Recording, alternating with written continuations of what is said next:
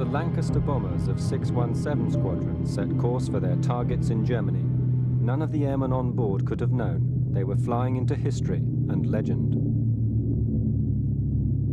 Their action that night filled the world's newspapers with dramatic pictures and stories of the enormous damage inflicted on Hitler's industrial heartland. Overnight, the aircrew became celebrities.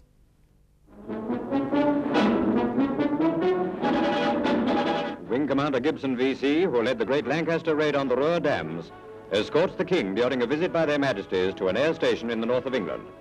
The breaching of the dams was superbly executed and resulted in enormous damage and dislocation to Germany's war industry.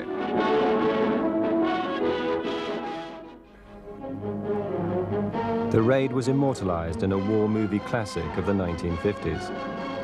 For many, this was the true story of the Dambusters.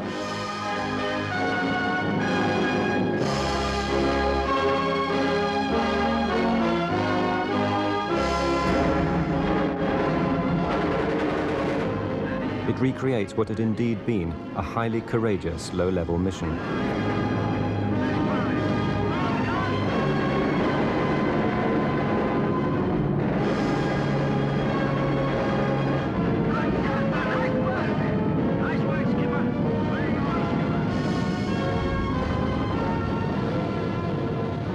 Yet over the last 2 decades, and again at the 50th anniversary of the raid, critics have suggested that the bouncing bomb was little more than a gimmick, and the raid was in fact a strategic military failure.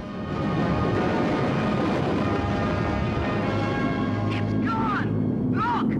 My God! It was a very gallant deed, and I think everybody admired it at that time.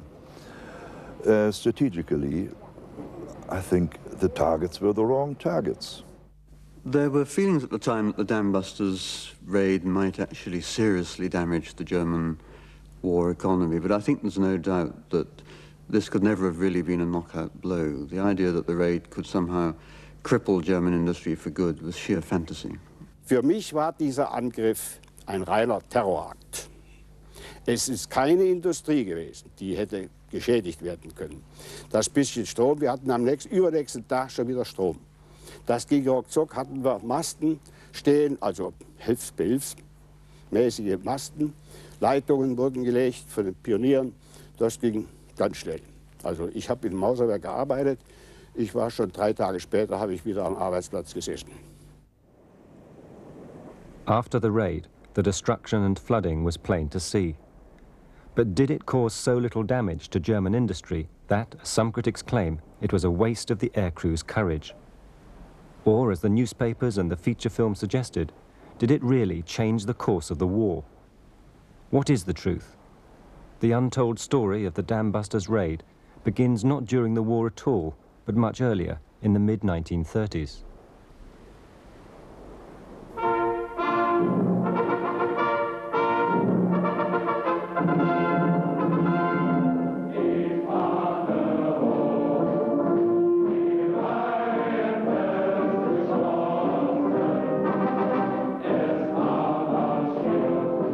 By the mid-1930s, it was clear that there was going to be a war within the relatively near future, and the planners in London started to think of how they would wage that war, and central to their thinking was the use of the bomber.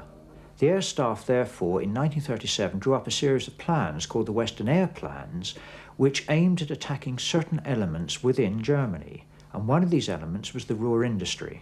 And specifically, one committee then went on to identify 45 locations, particularly coking plants and power plants, which would actually, if they were destroyed, paralyze the Ruhr.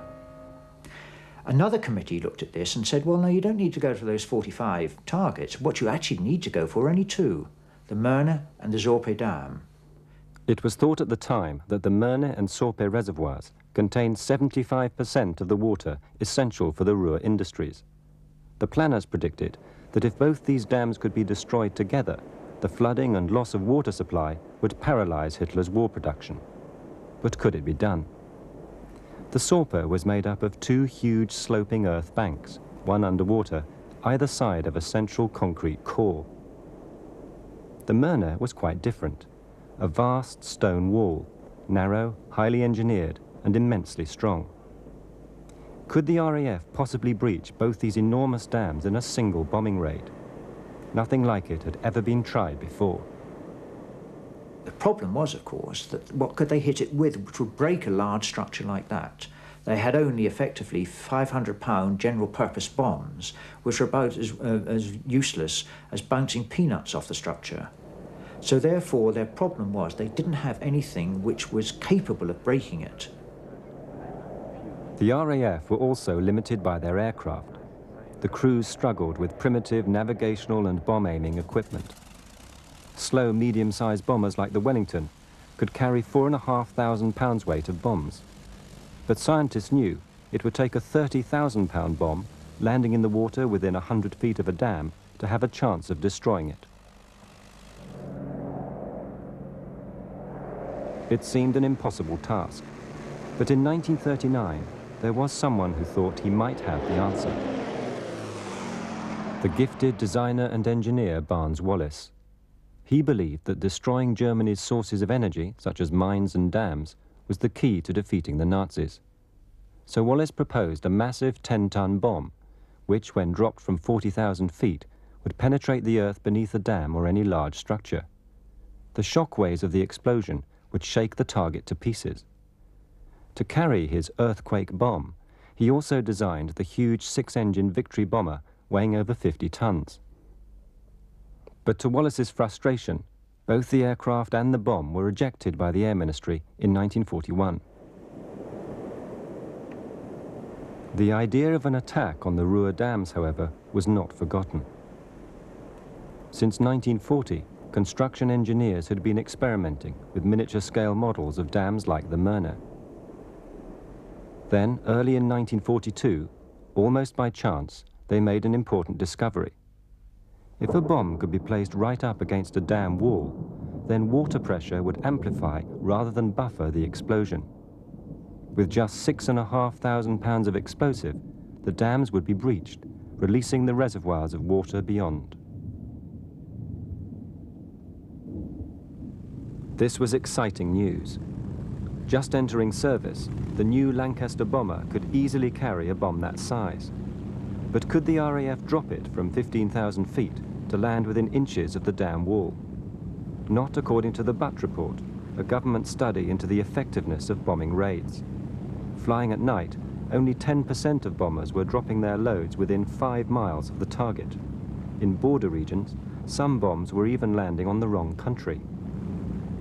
There is little doubt that by 1941, Bomber Command was really on a knife edge.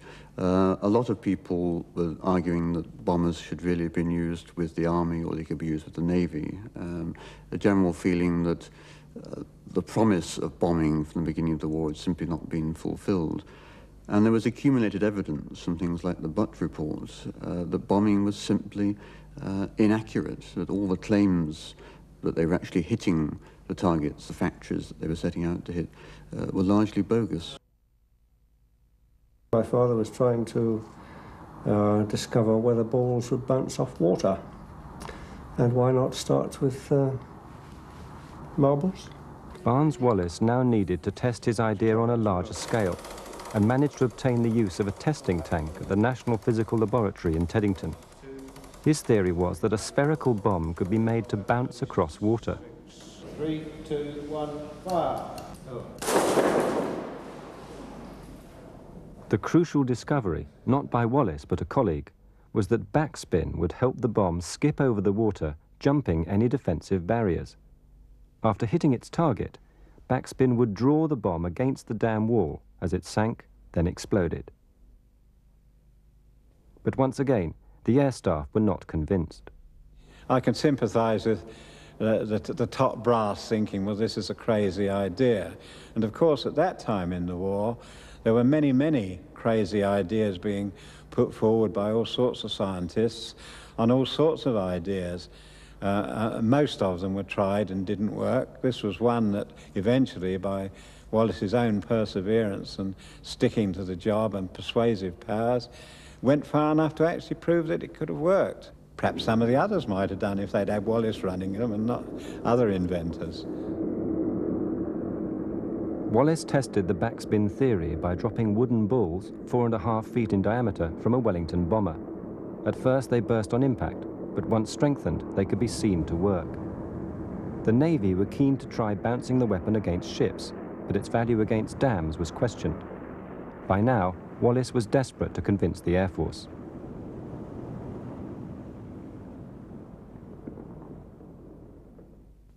He circulated a detailed paper explaining how the bouncing bomb could be used to attack the Ruhr Valley dams, in particular the crucial targets of the Möhne and Sorpe. Wallis recognized that the two were very different. The Sorpe's sloping earth banks clearly made it the most difficult to breach. Nevertheless, he claimed the bomb's shockwave could destroy it. Wallis knew from the tests on models that his bomb was better suited to breaking dams like the Möhne, causing very serious flooding and great damage. Not everyone was convinced. Bomber Harris, the head of Bomber Command, described the bouncing bomb as tripe of the wildest description. There are so many ifs and buts that there is not the smallest chance of it working. Now Harris had had a large number of harebrained schemes put up to him. And this was just another one. Somebody bouncing a 5-ton lump of iron across a lake, to him wasn't very attractive. He thought it was lunacy. For Harris, I think the issue was not perhaps the question of how technically successful it might be, but whether it was really a waste of resources, given that the real target had to be Germany's industrial cities and the whole spread of factories and transportation targets which lay within them. Wallis's employers, the aircraft designers Vickers Armstrong, also thought it a harebrained scheme. At a heated meeting, the dam's project was cancelled. One can never confront bureaucracy with calmness when it is thwarting what one knows is the right way to get something done. And remember, a war's urgent. It's not just whether you're going to make a bit more money this year, you know, put on more profit. It's urgent. The Germans are going to come. It must have been frightening, and he could see a way of fighting them. Wallis was distraught. He told the chairman of Vickers Armstrong he'd resign. But unknown to them both, the chief of the air staff had meanwhile approved the project. 3 days later, Wallis was summoned to Whitehall and asked to develop a working bomb from his prototype. But the dams had to be attacked in the spring, when the water level was at its highest, and on the night of a full moon, so the air crews could find their target. The last possible date, May the 26th, just 8 weeks away. Stunned, Wallis returned to his colleagues at Vickers. And he said afterwards that he came out of that office and he really felt sick because he realised at last his bluff had been called, so to speak, and he'd got to get on and do what for years he'd been saying he could do. As Wallis began work on the weapon, the Air Force formed a top-secret new squadron, 617, to carry out the raid. But first, they had to perfect a dangerous new skill, flying the big Lancaster bombers at very low level and at night.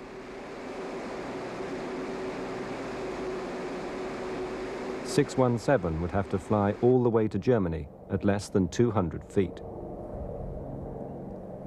As they practiced intensively over British dams and reservoirs, the crews themselves still had no idea their mission would involve bouncing bombs at the two biggest dams on the Ruhr. The tests on models had proved that Wallis's bomb would work against walled dams like the Möhne. But no tests had been done to prove it could break the earth bank structure of the Sorpe. Wallis had been confident his bomb could do it. In his paper, he'd cited the example of the similar Bradfield Dam near Sheffield, which collapsed after a small crack appeared in its core. Wallis was convinced his bomb would crack the core of the Sorpe, making it collapse in just the same way. It was vital he was right. That April, in a special report, the Ministry of Economic Warfare stressed it was essential to break both the Möhne and the Sorpe at the same time. They insisted that destroying only the Möhne would not necessarily devastate the Ruhr. By contrast, Wallis believed that even if they could only destroy the Möhne, this would disrupt industry through a serious shortage of water. As his deadline approached, Wallis could only afford to think of one thing, making his theory a reality. He'd now designed the full-size bomb. A giant pair of calipers would hold it like a huge egg beneath the Lancaster till it was spun across the water. But would it work? When the mine hit the water for the first time, the straps gave way and the wood all flew off in various directions. And the middle bit, really the working bit with the explosive and all the depth charges and that housed in it, merrily went bouncing along as Wallis had expected the whole ball to do. So the problem was solved quite accidentally for us. There wasn't any back to the drawing board, all the wood's flown off. How can we hold it on? Because I don't suppose we'd have ever found the answer to that. Fortunately, nature did it for us. So tests continued with the new cylindrical bomb, codenamed Upkeep.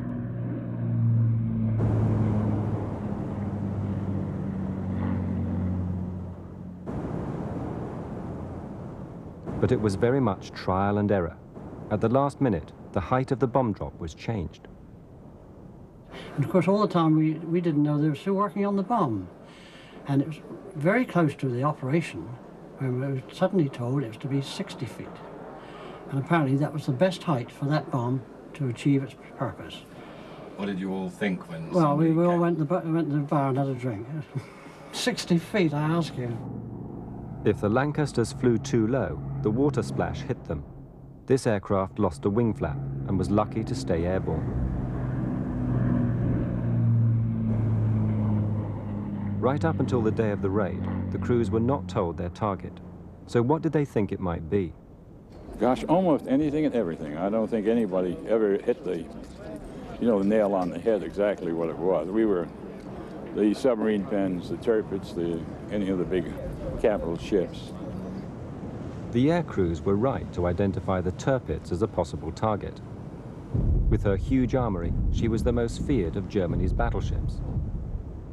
The Tirpitz was a target of the bouncing bomb, but not for 617 Squadron. The Lancaster crews couldn't have known that another top-secret squadron, 618, equipped with the lighter, faster Mosquito, had been formed just 11 days after 617. To gain the maximum element of surprise, the plan was that they would attack the Tirpitz with this smaller bouncing bomb within days of the dam's raid.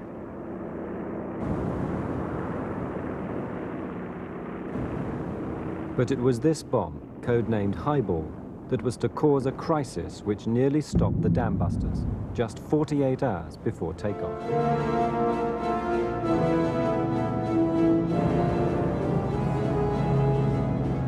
Just a few days before the night of the May full moon, 617 Squadron and their cylindrical Upkeep bombs were beginning to perform well, to the delight of Wallis and his team.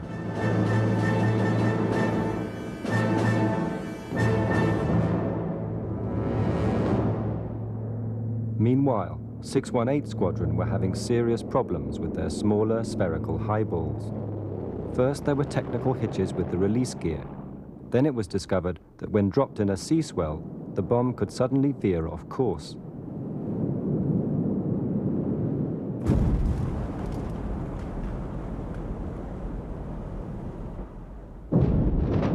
Clearly, Highball was not yet ready for the Tirpitz, though Upkeep was ready for the dams.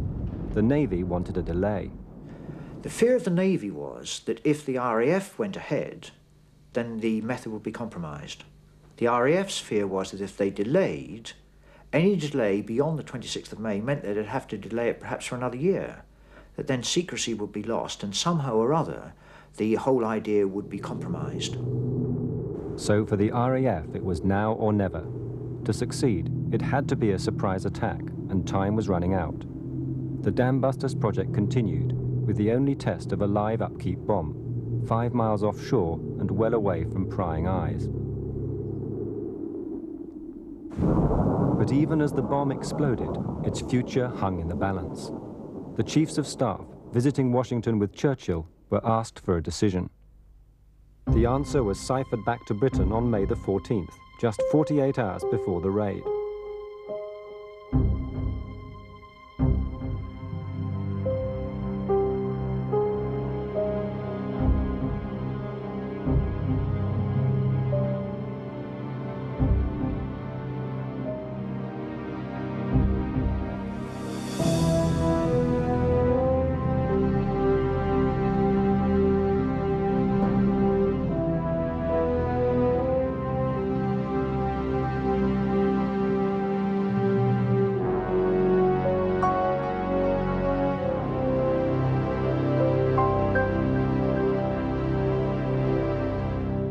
After weeks of training, the air crews were finally told of their mission. For many, it was the longest briefing they'd known, and their reaction to the news of the target was mixed. Some felt a sense of foreboding. John Burpee came over to me before takeoff. Being a Canadian friend, he thrust out his hand and said, "Goodbye, Ken." That was not unusual. You may think so now, but we weren't foolish enough to think this was a sure bet, let's face it. If you made this one, you were going to be very lucky. Ken Brown and his crew on board Lancaster F for Freddy took off in the third and last wave of bombers. Theirs was to be a dramatic attack, never revealed by the feature film. Most of the other Lancasters were already over Germany as F for Freddy crossed the enemy coast. The big bombers flew low to avoid flak gunners and night fighters, but in the moonlight they felt only too conspicuous. It was a beautiful, clear, moonlit night. I remember very clearly, everything was so green, Holland, and then further on over Germany. And objects stood out, churches, pylons, rivers and canals. You could tell very easily if you were off course. The navigator was sitting at the table. He could not see outside. Who could see outside but the bomb aimer and the pilot and the flight engineer? But they had their work to do. So the bomb aimer, it fell to the bomb aimer to do all the map reading. I would pass on that information to Dudley Heel, who would plot it on his charts. Well, myself and Steve, our bomb aimer, we worked very closely together. He was in the nose, and so I depended greatly on the information he gave me as to what he could see. And that's how we managed to keep largely on track. Our main concern was high tension cables. It was pretty light, but those are difficult to see at times, and we've got our mics on continuously all the time. We just say, right, high tension cable coming out, okay, Buzz, I can see it, and so on and so on. And we just snip over and get down again.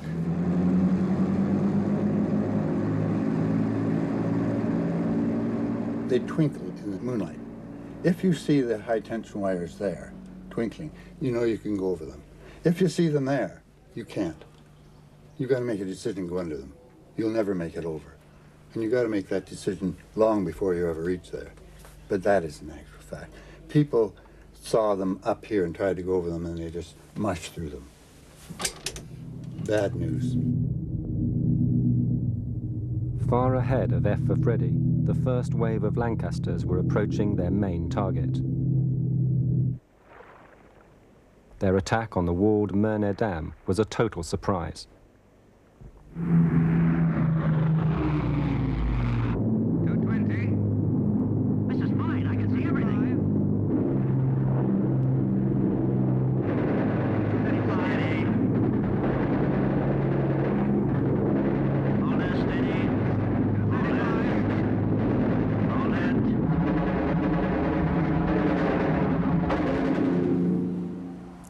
Es war in der ersten Zeit ganz ruhig. Man hörte kaum irgendetwas. Nur in der Ferne hörte man lauten Fluchlärm. Und wir dachten, oh Gott, das ist weit weg. Ne? Bis plötzlich ein heller Lichtschein zu sehen war und eine große Detonation.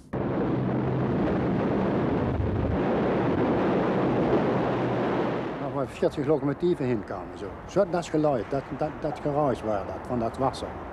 War eine schwarze Masse, die gesagt kommen da so, da uit der Tal. Toen ben ik gerannt naar oben. Da habe ich noch gerufen, laufen nach oben. Da waren die liefen nicht, bleiben stehen. Weg, alles weg. Huis, alles weg. Da waren das 15 Meter hohe Wellen. Und wer jetzt als Fußgänger oder als Laufender davor war, der kam in den Wellen um. Wir haben die Wellen noch gesehen, aber wir sind davor weggekommen. Und, aber das war schrecklich. Diese Schreien, was auch ganz schlimm war, unterhalb des Wiedenberges, das ist an der Möhne gelegen, ein Berg, da standen Baracken, wo Zwangsarbeiterinnen Russinnen wohnten und untergebracht waren. Und die waren nun alle in diesen Gebäuden, in diesen Baracken gefangen und auch konnten da nicht raus. Die sind dann in den Baracken zum Teil geschwommen bis an diese Betonbrücke und da zerstellten die Baracken und dann diese schreckliche Schreien dieser Gefangenen. Das habe ich heute noch in den Ohren. Das Schreien, das war ganz, ganz schlimm. Das war eine ganz schlimme Erinnerung an diese Nacht. It had taken not one, but 5 upkeep bombs to breach the walls of the Möhne. 70 miles to the east, the Ada had also been breached with 3 more. F for Freddy and the remaining aircraft now turned towards the crucial Sorpe. They were still over Holland, just behind John Burpee in S for Sugar. We were about 30 seconds to a minute behind Burpee, the aircraft which Burpee was flying. He flew over a German aerodrome. He was north of us, and why he was there, I have no idea. I dare say the wind had carried him off, or his compass may have been out. And over on the left there we saw some flames and sparks and, you know, a lot of fireworks going on. And we knew, Ken said, God damn, that must be Burpee or Barlow. And it was, of course.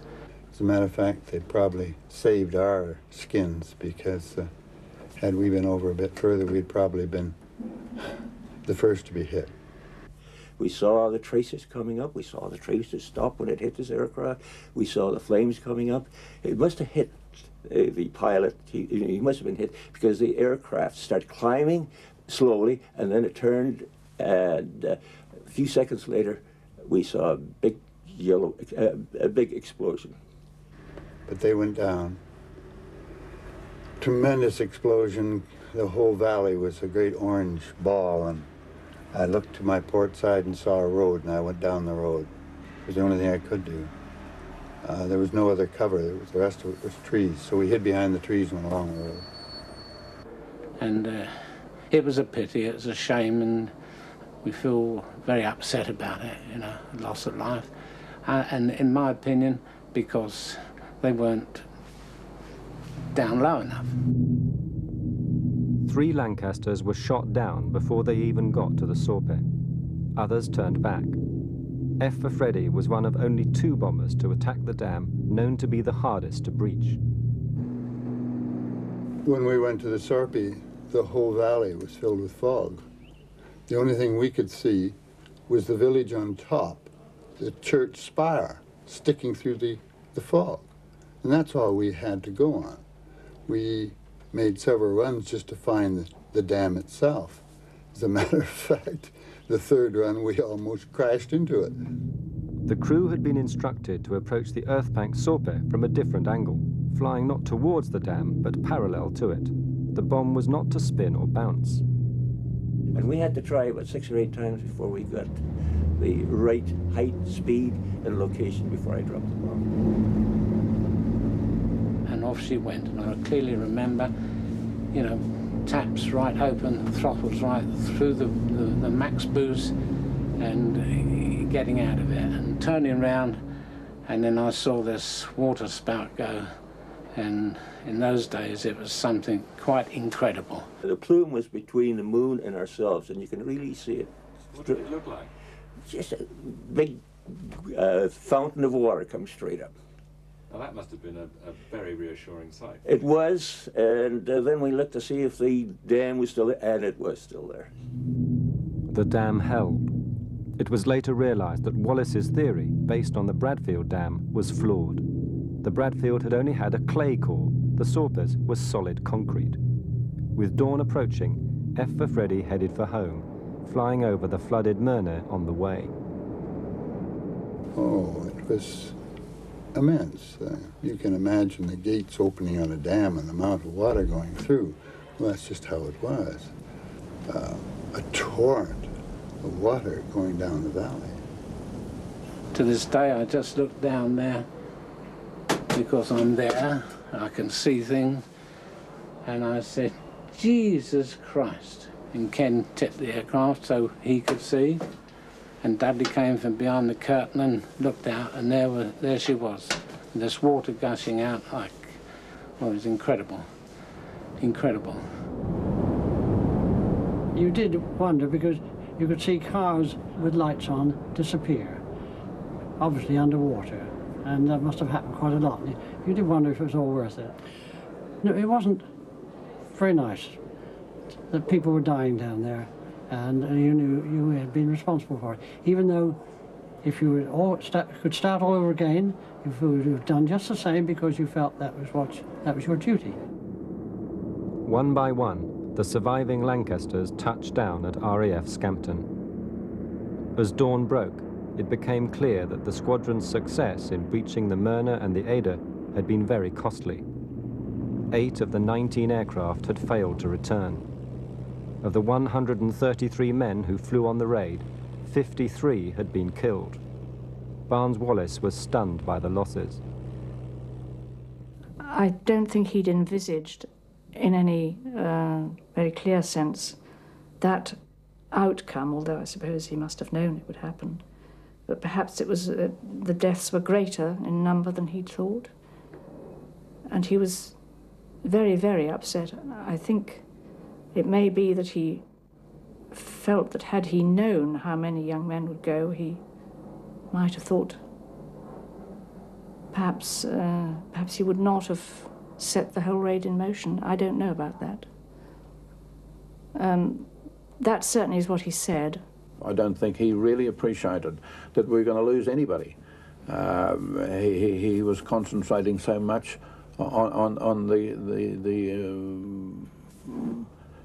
whether his invention would work and whether his vision of breaching the dams was going to be achieved. As dawn broke over the shattered Myrna and Ada dams, the local people faced scenes of devastation. Es war eine große Aufregung und großes Entsetzen bei der ganzen Bevölkerung. Denn wie das Wasser so einigermaßen überschaubar war, dass es zurückging, so am nächsten oder übernächsten Tag, da konnte man sich erst eine richtige Vorstellung von der Katastrophe machen. Das gesamte Möhnetal war überschwemmt, war überflutet. Wo vorher Häuser gestanden hatte, sah man heute nur noch Reste von Fundamenten. Die Häuser waren einfach verschwunden. Das Wasser hatte sie abgedreht von den Fundamenten und total weggeschwemmt. Das ganze Ruhrtal war mit Kadavern von Rindern, Schafen, Hühnern, Pferden und allem möglichen Vieh übersät, ebenso mit sehr, sehr vielen Leichen, sodass man Wochen, Monate hinterher noch diese Leichen, die zum Teil bis zur Unkenntlichkeit zerstört waren, kann man sagen, identifiziert worden sind.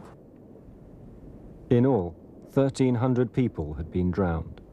Over 200 had simply been swept away in the deluge, never to be seen again. Those victims who could be identified were often found tens of kilometers downstream. All the local police could do was circulate numbered photographs to those whose relatives were missing.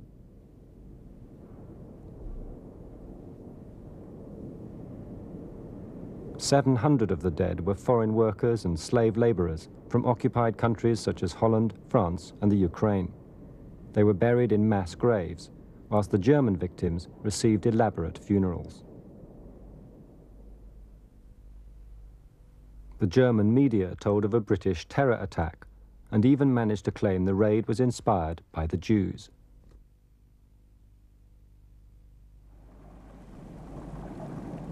The flooding was widespread. These scenes of the shattered remains of the village of Neheim have never been broadcast before. For 50 years, this unique footage has remained under lock and key.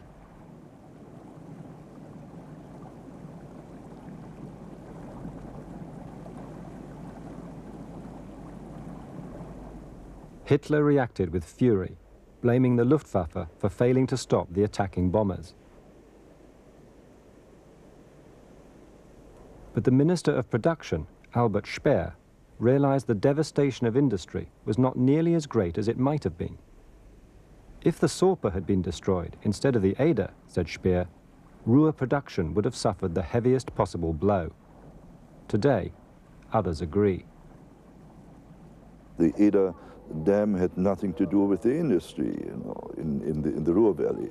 So the damage caused by the breaking of the Ada dam was only in the agricultural field, cows and some farmers, etc., and pigs, but there was no industry in that area.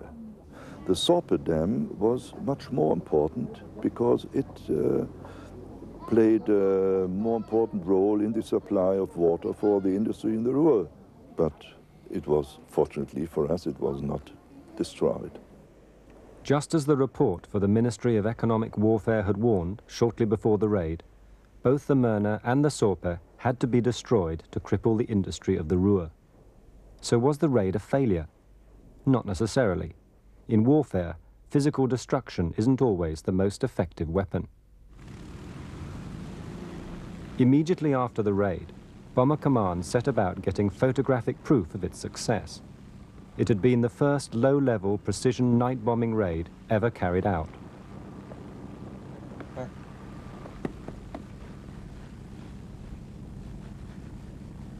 A photo reconnaissance Spitfire took off and headed for the Ruhr. Its pilot was Jerry Frey. When I was about 100, 150 miles away from the target, somewhere over the Ruhr, I could see the sun glinting. Now this very often happened when the sun was fairly low in the morning. It would glint, for example, on the greenhouses over Holland and give quite a reflection. But this was something very different, very huge. And it was, in fact, the sun shining off this muddy river that was pouring down from the dam itself. And although there were no regrets, yes, one certainly felt, my God, it must have been an awful mess down there last night. I then moved on to the Ada, which had also been hit, but of course it's much more in a winding valley, the Ada, and more difficult to locate, although the lake was emptying so rapidly above that you could see this enormous mud bank where the lake had been. And then on to the Sorpe, and this had not been breached, but there were splash marks where something had gone over the top of it. Normally, aerial reconnaissance photographs were treated with the utmost secrecy. But in this case, the Air Ministry realized their propaganda value outweighed the physical damage caused to the Germans on the ground. The pictures were quickly released to the press. Within a couple of days of the raid, the images of the broken dams had made front-page news around the Allied world. But the political impact of the raid was to be equally significant.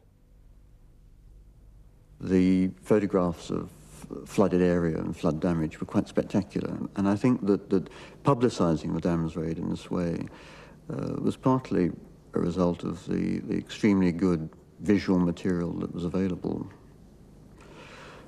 The Dambusters raid also helped Britain in its relations with its two allies, the Soviet Union and the United States.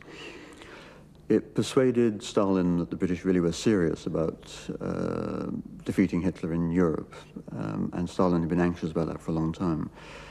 It helped to persuade the Americans to keep in Europe rather than turn to the Pacific, where a lot of American opinion wanted American forces to be used.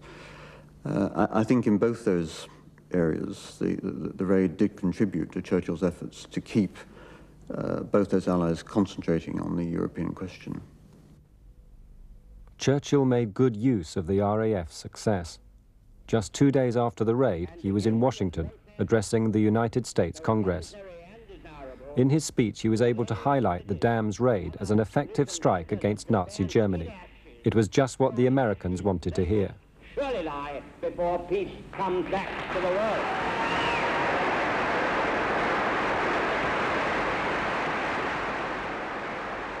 Back in Germany, Albert Speer was determined to rebuild the dams before the autumn rains to reduce the risk of water shortage. The task diverted huge resources. Some 27,000 men were moved from crucial work on the defensive Atlantic Wall to repair the damage. 10,000 frontline troops were ordered to guard all of Germany's vulnerable dams. the Nazis anticipated further dams attacks or even a raid on the reconstruction works. Oh yes, and it was especially Speer, the armament minister, who was afraid of this. And it would have been very easy to destroy the construction, but you didn't come back because you probably thought now the anti-aircraft guns are all installed here and you wouldn't be successful anymore the second time. By October 1943, the dams were rebuilt. Complex systems of mines and buoys were installed to block the path of any further bouncing bombs. This huge diversion of men and resources was seen by the British as one of the raid's major benefits.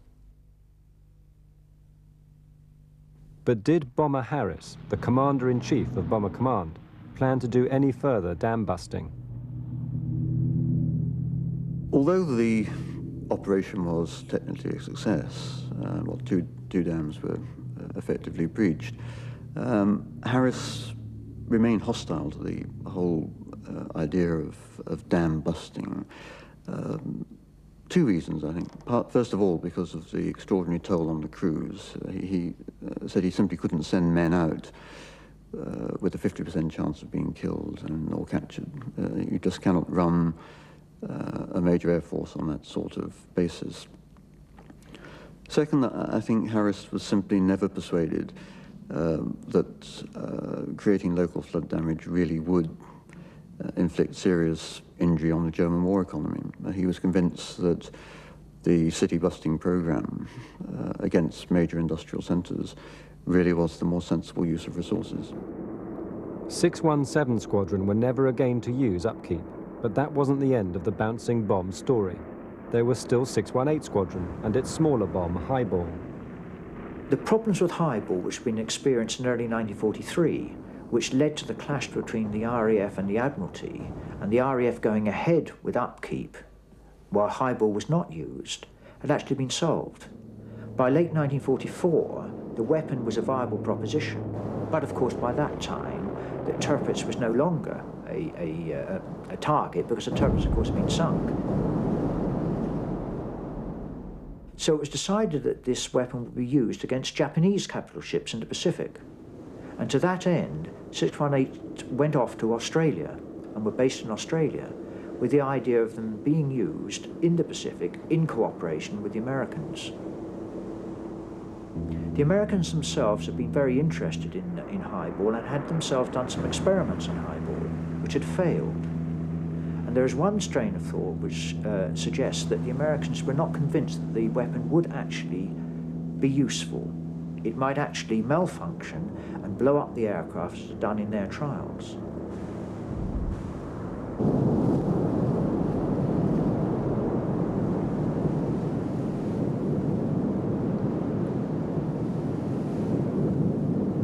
Highball was never used in action, but even the Germans had a bouncing bomb. On the night of the dams raid itself, Flight Lieutenant Barlow's Lancaster had crashed north of Gladbeck. His upkeep bomb hadn't exploded, and the local mayor found himself a souvenir, which he mistakenly thought was a fuel tank. German engineers soon worked out the full technical specifications of the weapon and began experiments to design and build their own version. The date of these blueprints, the 26th of May, 1943, just 10 days after the dams raid. The Germans planned a few improvements that would have impressed even Barnes Wallis.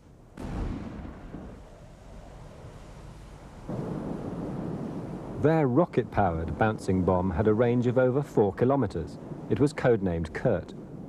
But ironically, many of the problems with Highball were dogging Kurt at the same time.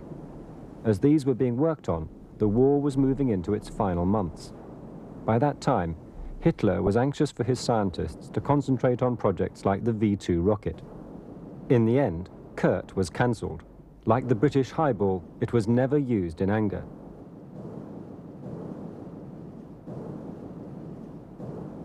Of all the different bouncing bombs developed during World War II, only one was ever used, on the night of the Dambusters raid. The Myrna and Ada dams were rebuilt, the Sorpe had survived, and the devastation had little lasting effect. The Dambusters raid has become legend, but was it really worthwhile? Looking back at the raid, one has to say that its immediate effect was not that great. Certainly not as great, I think, as its proponents had expected. It did produce a certain amount of dislocation in the industries of the Ruhr Valley, but that was very quickly put back. And the point I think that Harris always made, the attack on the dams was just a small part of a general campaign that he was waging against Ruhr industry. And arguably the conventional bombing attacks on heavy industry in Essen, for example, and Düsseldorf was as damaging during this period as the Dambusters raid. I don't care what anybody says. 50 years later, to sit back and say, it wasn't worth it. I say the opposite. It was worth it, especially to the morale of the people. You could walk into a pub and never buy a drink, really. Was it worth it? Well, I'd lost a lot of friends. Did you want me to jump up and down and say, yes, it was well worth it? I was sorry to lose my chums. To me, personally, it wasn't worth it. But as far as the moral build-up of the whole country, I'm sure it was well worth it. It was well received in America as well as in England. It was a real booster, there's no doubt about it. Had a tremendous effect.